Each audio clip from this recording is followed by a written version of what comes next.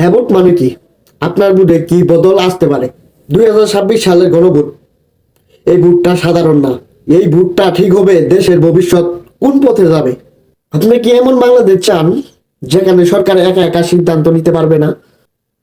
হ্যাঁ ভোট দিলে সরকারি বিরোধী দল, নির্বাচন কমিশন সবাই মিলে একসাথে কাজ করবে। সরকার চাইলে তার ইচ্ছা মতো সংবিধান পরিবর্তন করতে পারবে না। বড় পরিবর্তনের জন্য লাগবে গণভোট, মানে আপনাদের ভোট। সংসদে নারীদের প্রতিনিধি ধীরে ধীরে বাড়বে। দেশ চলবে সবার অংশগ্রহণে। বিচার ব্যবস্থা থাকবে স্বাধীনভাবে। ক্ষমতাবান হলেও আইনের ঊর্ধ্বে কেউ থাকবে না।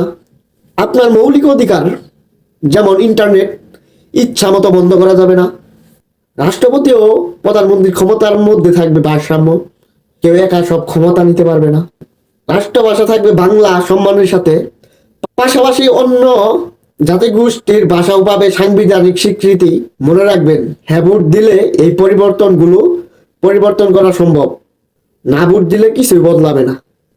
ধন্যবাদ। এখন আপনারাই বেছে নিন কি করবেন। দেশের চাবি এখন আপনার হাতে। ভেবে ভোট দিন। পরিবর্তনের চাবি এখন আপনার হাতে।